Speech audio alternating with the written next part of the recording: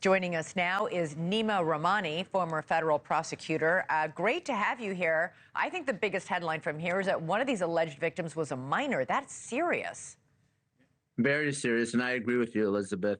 Obviously, it changes the game. This is the first individual who was allegedly assaulted while they were a minor. And obviously, it's just a civil lawsuit. But if that works its way into the federal criminal indictment, if there is indeed a superseding indictment, that changes the game in two ways. One, of course, there's a mandatory minimum and very serious sentences for sex trafficking of minors. But importantly, it really gets around one of Combs's defense, that is that the sexual contact happened, but it was consensual between adults because, of course, minors cannot consent. Exactly, because they've argued, listen, in his bail hearing and in public statements, they've said, okay, it might not be your cup of tea, his sexual predilections, but they're not illegal if they're all consenting.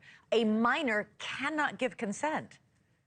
Exactly, Elizabeth. So the defense would have to go in a very different direction. It would have to be that the contact never happened at all. So again, very different type of defense. So, to the extent that more and more victims are coming forward, sometimes it's hard for juries to believe, an allegation of one or two victims. But when victim after victim, and here you have dozens now who are coming forward and telling the same story of physical and sexual violence, drugs, Diddy's security being involved, very serious rape allegations. It's going to be very hard to disbelieve. Yeah, we should never forget that even though Bill Cosby's conviction was overturned, one of the things that earned him that conviction was the litany. They later ruled it was prejudicial. So many people were coming forward. Same thing in the Weinstein case.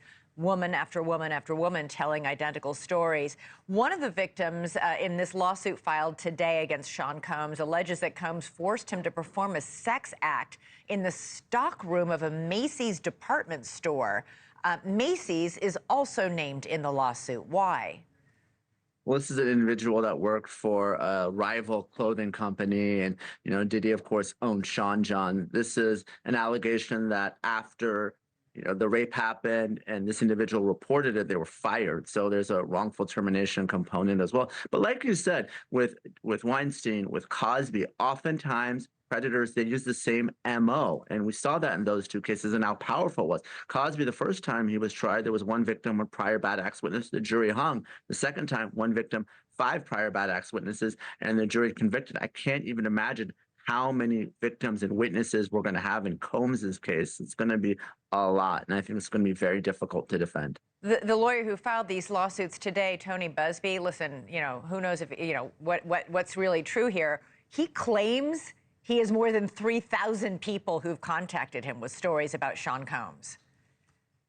And I don't know if that's true or not, but if he indeed is filing lawsuits on behalf of 120 individuals, and we saw 6 of those today, including 25 minors, the sheer number of lawsuits, it's overwhelming. We're talking about someone that was reportedly worth $1 billion. Maybe he's worth half of that now. But by the time the case is over, these civil lawsuits, judgments, and settlements, he's probably going to be broke. So the question is, how much money is going to be had for these victims when this is all said and done? Probably not a whole lot. Neama, what effect, will the jury in his criminal trial even know about all of these lawsuits, even know about these more than 100 victims who have sued him?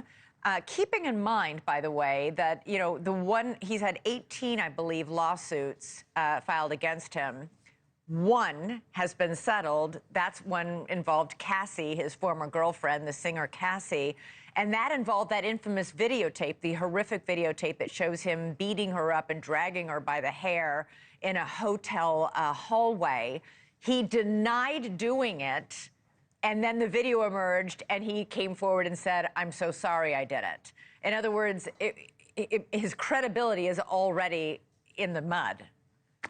Oh, completely shot. And the irony is, and again, I don't know if this is true, but Cassie wanted $30 million to settle that case. Diddy was reportedly only willing to pay $10 million, which was 1% of his net worth. The statute of limitations was coming up in New York, so she was forced to file. Of course, he settled the next day, but that started this whole Me Too movement where everyone came forward. But to answer your question, at trial, the jurors aren't going to hear about the civil lawsuits unless those victims testify as one of 3 ways: as a victim who was actually charged as sex trafficking, a RICO predicate act, or a prior bad acts witness. But those victims are going to have to come, show up to trial, testify, and if so, the jurors will hear the allegations, not what's necessarily in one of these civil lawsuits. Thanks so much for watching. Go to joinnn.com to find NewsNation on your television provider. And don't forget to click the red subscribe button below to get more of NewsNation's fact-driven, unbiased coverage.